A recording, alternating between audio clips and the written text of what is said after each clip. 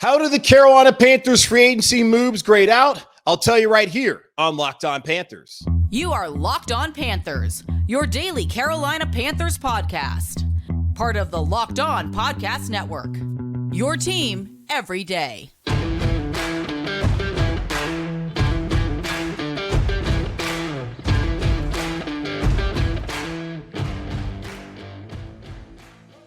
Welcome into another edition of the Locked On Panthers podcast, a part of the Locked On Podcast Network. I'm your host, as always, Julian Council, talking Carolina Panthers with you every Monday, Tuesday, Wednesday, Thursday, and Friday. Your team every day. That's our motto here on the Locked On Podcast Network. Subscribe or follow for free on YouTube or wherever you listen to your favorite podcast. And be sure to follow me, Julian Council, on Twitter at Julian Council, where on Friday, once again, I'll be right here answering your weekly Friday mailbag questions, either at me or DM me over on Twitter at Julian Council. If you'd like to participate in this week's edition of the weekly Friday mailbag on Locked On Panthers. And the Carolina Panthers have been participating in their own pro day tour, as last week they checked out CJ Stroud up at Ohio State and traveled down south to go check out Bryce Young at Alabama, then headed up a little bit north, but still in the South. We're calling Kentucky the South, right? To go check out Will Levis up in Lexington, Kentucky at the University of Kentucky. All three of those guys potentially could be the number one overall pick in the NFL draft, coming here to Carolina and hopefully fixing the quarterback problem and being the franchise quarterback for the next 10, 15 years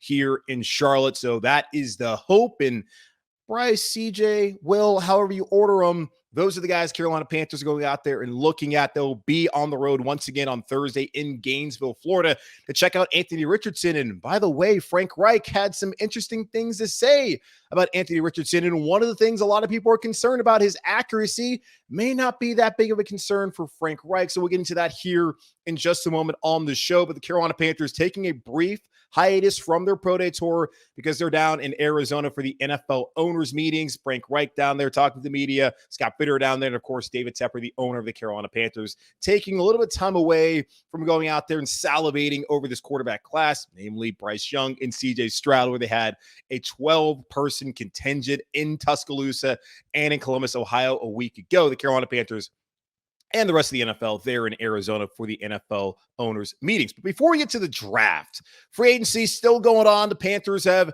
made the majority of the moves that you would expect them to make. They've gone out there. They've re-signed guys like Bradley Bozeman. They've re-signed Eddie Pinheiro, deciding to go with him over Zane Gonzalez at kicker. They've gone out and brought Miles Sanders. They brought in Hayden Hurst, Von Bell, Andy Dalton, DJ Chark, Adam Thielen, two players on the defensive line. The Panthers have gone out there and they've had, in my opinion, a very successful free agency. They've not really made a lot of splash moves, and you don't need your team to do that, especially in a situation where you have still a young owner. You're going to bring in a young quarterback. You have a new coaching staff. The Panthers need to be in roster building mode. And the Panthers have made a lot of smart, sensible moves so far during free agency, about 2.5 weeks in. And I'm happy about what they've done.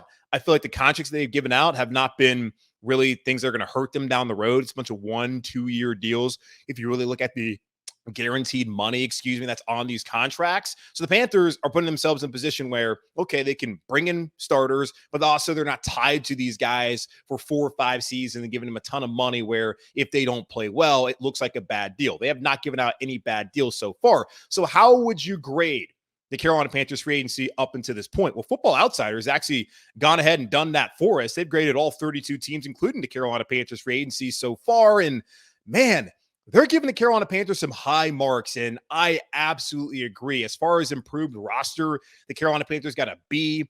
Use resources well, gave them a B. Coherent plan, an A+, y'all. Think about it. The last couple of off seasons, have the Panthers had a plan? I guess you could say last year their plan was to go all in on Deshaun Watson, which in part led them to not bringing back Hassan Reddick, who had an outstanding season in Philadelphia, helping the Eagles get to the Super Bowl this past year. He said at Super Bowl Media Day, like, yeah, they had other plans, and I wasn't one of them, so I came back home and I balled out. Unfortunate. Don't know if he would have been here either way, but hey, it is what it is. But their plan was to bring in Deshaun Watson. That was always a questionable plan, considering the things that Watson was accused of and the likely suspension, which turned out to be 11 games, and just the overall thirst and the Panthers not having a roster that was good enough to bring in that kind of albatross quarterback contract. And I guess they weren't going to give him $230 million because it came down to David Tepper saying, yeah, I don't want to give you that much guaranteed money. Whereas Jimmy Haslam and D Haslam up there in Cleveland had no problem doing it. There has not been much of a plan. Now, Scott Fitter's talked about the last couple off seasons. They spent time building the offensive line, which they did successfully this past season, and going out there and building the defense. And yes, certainly they have done that. They have used all the resources back in 2020 before Fitter was even here in the draft on defense. And their first pick in the first round in 2021 was on a defensive player, and J.C. Horn had the entire defensive draft board at their disposal. Then last year, needing an offensive lineman, they went with Ike Ekwonu with, again, the entire offensive draft board right there for them at 6th overall in the draft. So yes, they have gone out, fixed the defense. They've gone out and gotten offensive line. But as far as having a plan at quarterback, the most important position in the game of football, there has been no plan at all, other than, okay, we're going to try and make this trade. We hope this guy wants to come here. Matthew Stafford said no. Deshaun Watson said no several times. And that led to Baker Mayfield trading up for Matt Corral, who's never going to play a meaningful snap here in Carolina at this point in time, the way things are working out. Might maybe be on the roster, depending on whether they want to keep 3 guys or not. Also, you look at Sam Darnold, Teddy Bridgewater. It has not worked out. There's been no coherent plan, which has led the Carolina Panthers to firing Matt Rule after 5 games last year, hiring Frank Reich, and having to do an overall organizational reset, hoping that, okay, this time, let's get it right. Let's stop being dysfunctional and go get a quarterback the conventional way by drafting him early and developing him and making sure we put enough around him. So overall, great for the Carolina Panthers, according to Football Outsiders, is a B+.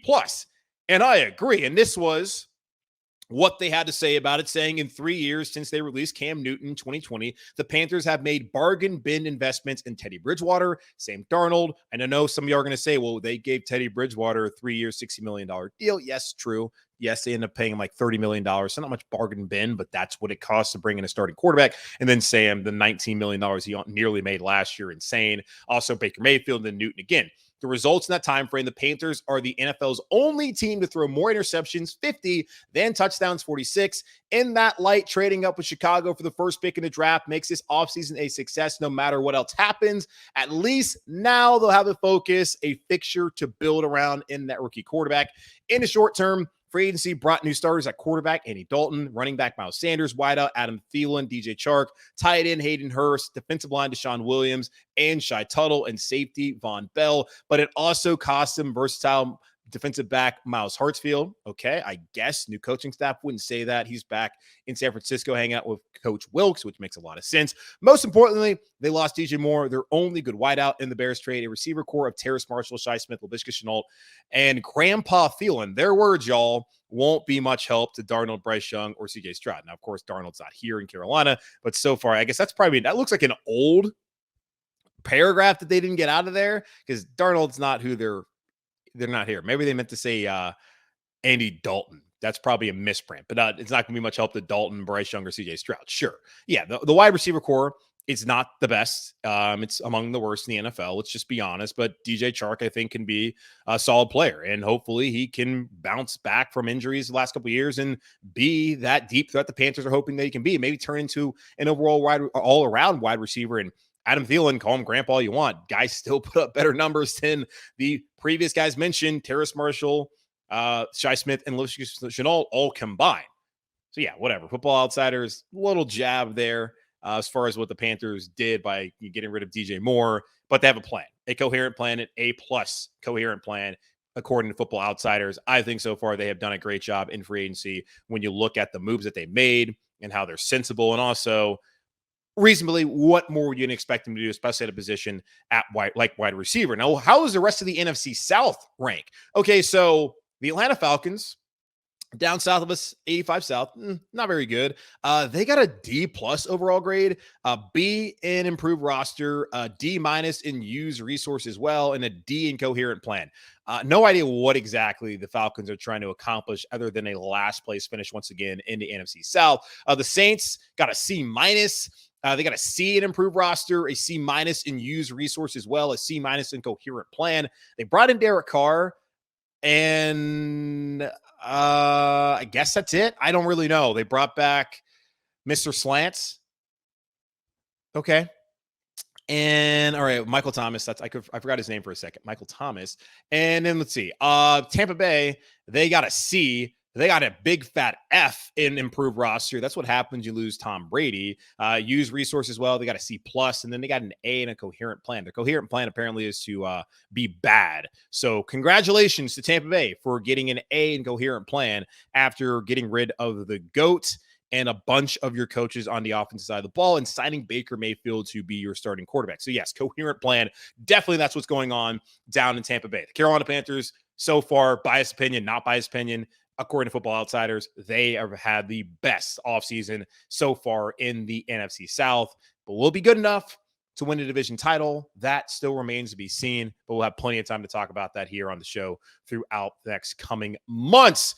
We'll take a quick pause here, and then let's go over some of the things that Frank Reich had to say to the media on Tuesday afternoon as he was there in Arizona at the NFL owners meetings. Had some comments on the pro days, the quarterbacks, and DJ Chark, the newest Carolina Panther. We'll talk about that here in just a moment on Locked On Panthers. But before we do that, the tournament is not heating up. It has heated up. The women's Final Four is loaded. The men's Final Four is not, but there's no better place to get in on the action than FanDuel, America's #1 sportsbook. That's because right now FanDuel is giving new customers a no-sweat first bet up to $1,000. That's up to $1,000 back in bonus bets if your first bet doesn't win. Just go to FanDuel.com/lockedon and sign up today to claim your no-sweat first bet. Then you can wager on everything from the money line to point spreads to which team will be cutting down the nets, all on an app that's safe, secure, and super easy to use. So don't miss your shot at a no-sweat first bet up to $1,000 when you join FanDuel today. Just go to FanDuel.com/lockdown to sign up. Make every moment more with FanDuel.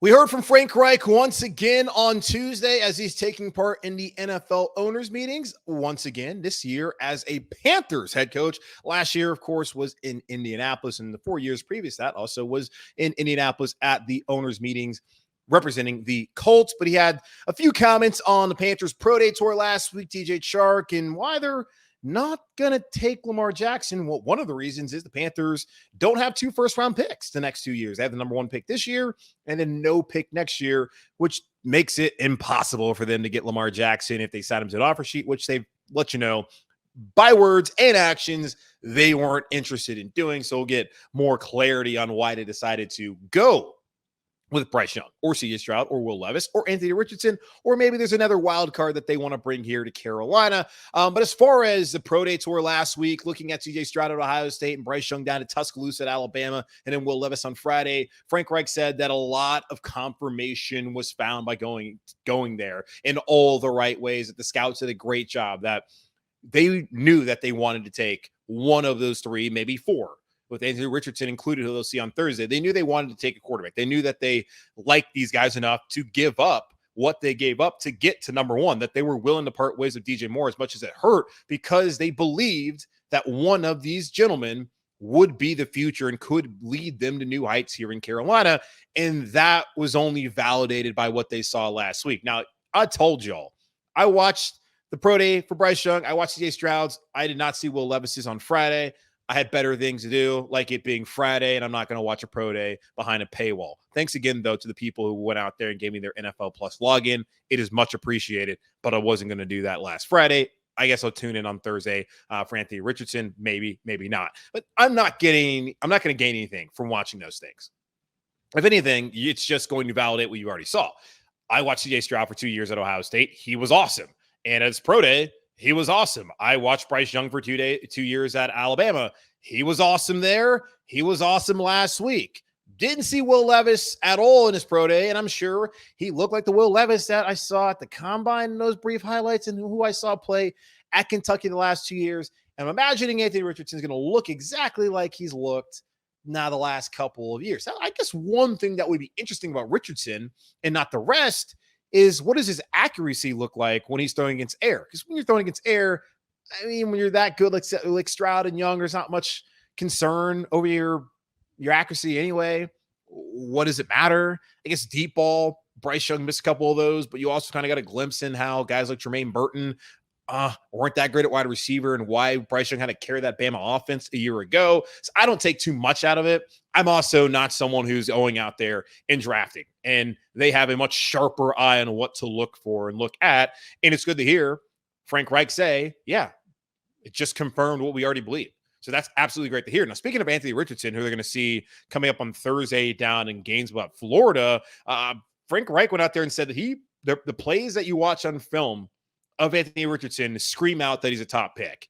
Yeah, that is very true. There's also plenty of plays that make you think that maybe he's not a top pick. And he said that he has the upper body mechanics that are really solid, and even brought up some of the concerns about completion percentage, saying that the completion percentage obviously is lower than what you would want, but I don't get too discouraged about that. We've talked a lot about Bryce Young and his size being a factor. And the Panthers put up a press conference, at least a video of it, and it did not include the Bryce Young stuff. I did see some quotes that are put out there that he's not that concerned, but of course it is a concern, and it's if you can hold up against the hits. But I did hear him actually speak about Anthony Richardson and the tone that he used. And Frank Reich seems pretty giddy to see Anthony Richardson again on Thursday and what he's seen so far. And you look at the staff built around with Dalton and the money that he's getting.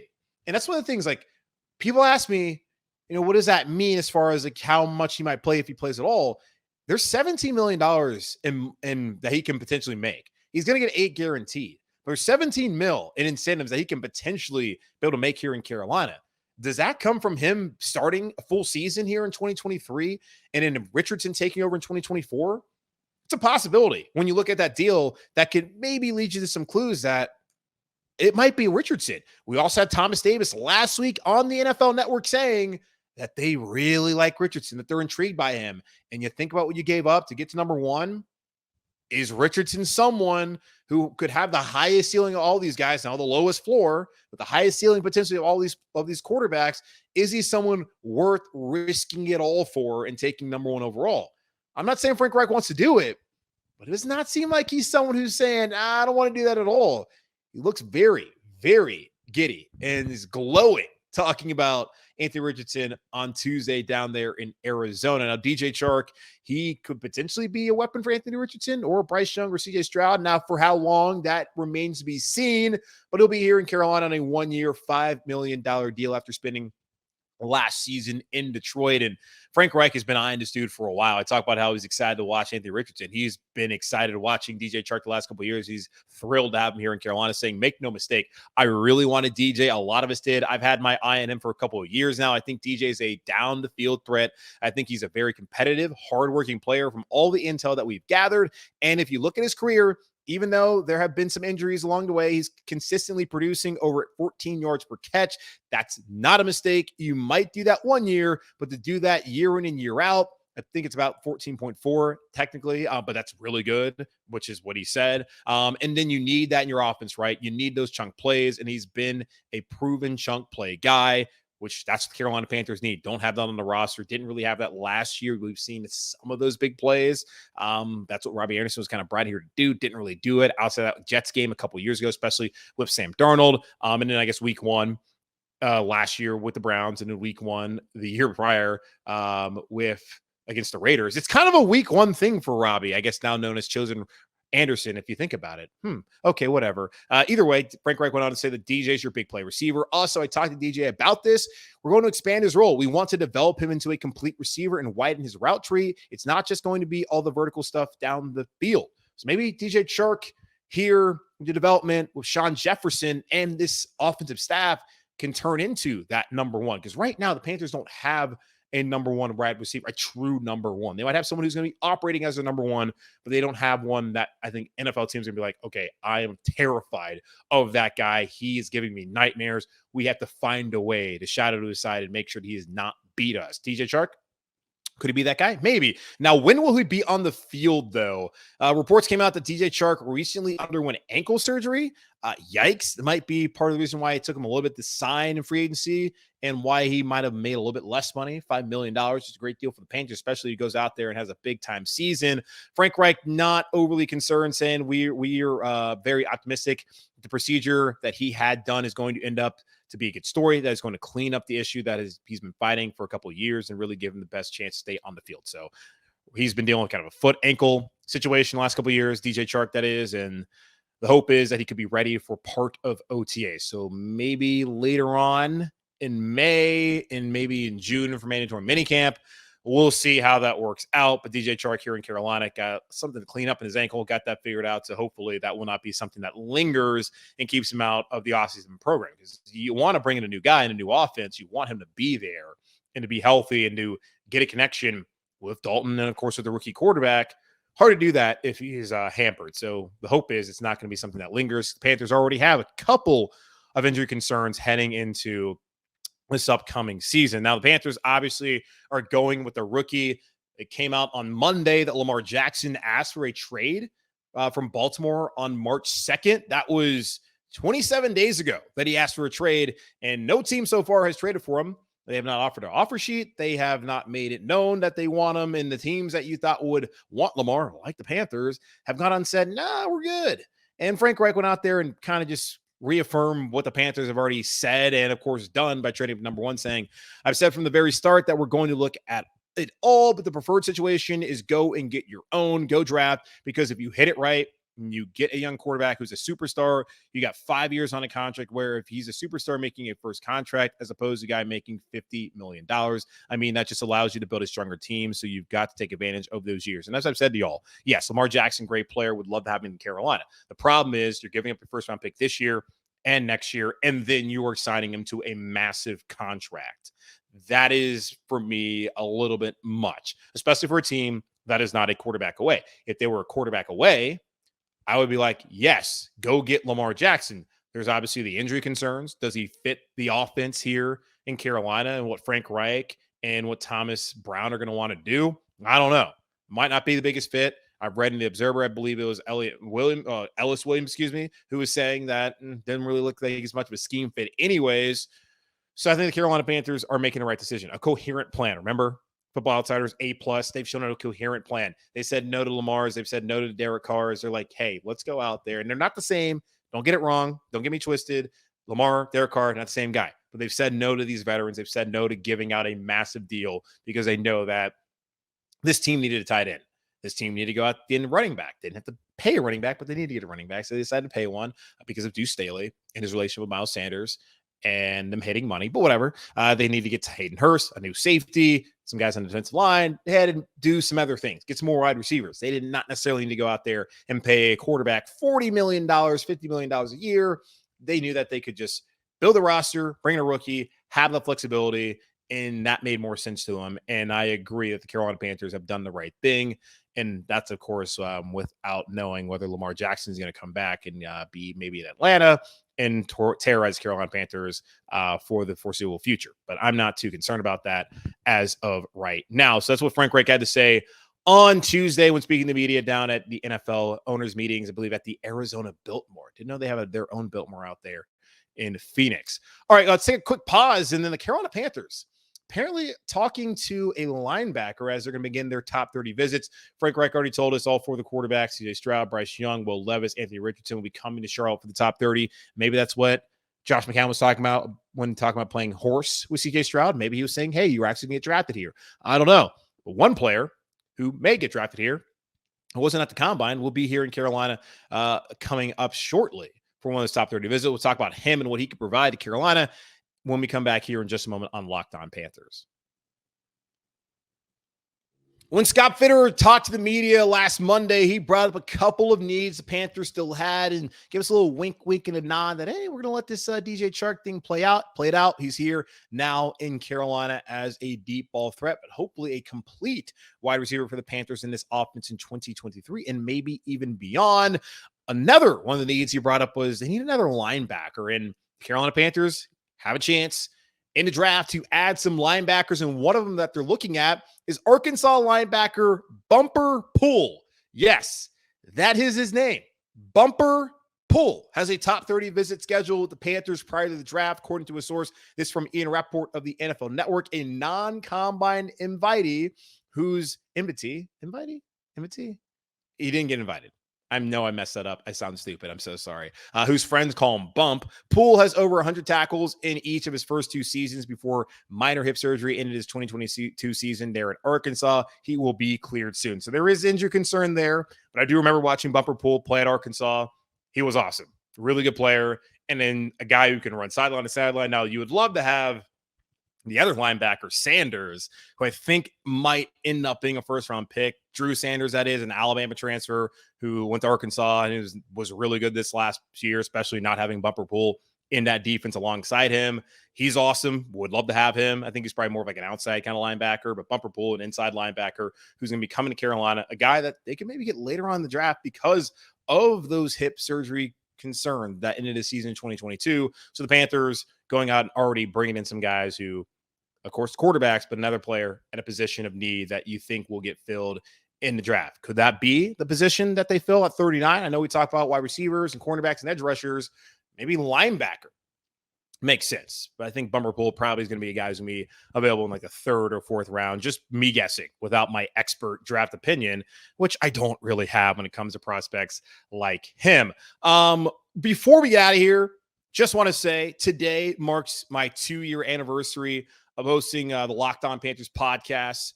Just want to say thank you to everyone who has tuned into the show since day one when it was only on podcast streams. And then we've been on YouTube since February of last year. So thanks, everybody. I think we have 5,200 subscribers that are on the show. So really appreciative of everyone who's followed the show, whether they've loved the show, they've hated the show. I just appreciate you giving me a chance in listening to the show. And hopefully you have felt like it wasn't a waste of your time. And if you have, I'm sorry. If you haven't, and then thank you for being a fan of the show. Was looking at the numbers since I've taken over, and because of you, obviously, the show has grown 500% from where it was the day I took over on March 29th, 2021. It's grown 500%. The show, thanks to you guys, has had over 1.2 million downloads, which is just insane. And then thinking about just how the shows continue to grow this month of March, thanks in part because the Panthers traded up to get the number 1 pick and to get a quarterback, and also to you, the listener. March was the biggest month ever here for me at Locked On Panthers in my 2 years of doing the show, with today being 2-year anniversary. So I just want to say thanks again to everyone who has checked out the show, who subscribed to the show, who's followed me on Twitter, that's put up with my BS and my opinions and whatever. So I appreciate everyone who has been a fan of the show, who's even hated the show, but has checked out the show and has helped spread the word and support me over the last 2 years. So I could not, of course, do any of this without y'all, because if you guys don't listen, then I'm just a guy who's speaking to a microphone, posting this stuff to nobody. So thank you again to everyone who has supported the show over the last 2 years here on Locked On Panthers. But that's going to wrap up this edition of the Locked On Panthers podcast, part of the Locked On Podcast Network. I'm your host, as always, of course, Julian Council, talking Carolina Panthers with you every Monday, Tuesday, Wednesday, Thursday, and Friday. Subscribe or follow for free on YouTube or wherever you listen to your favorite podcasts. And be sure to follow me, Julian Council, on Twitter at Julian Council, where I'll be back on Friday to answer your weekly Friday mailbag questions, either at me or DM me to participate in the weekly Friday mailbag on Locked On Panthers. On tomorrow's show, Brandon Olson of Locked On Gators. The Pro Day Tour continues as we'll talk about Anthony Richardson and could he be the answer here in Carolina. So that coming up on tomorrow's show. In the meantime, be safe, be happy, be whole. As always, keep pounding, and I'll talk to y'all on Thursday.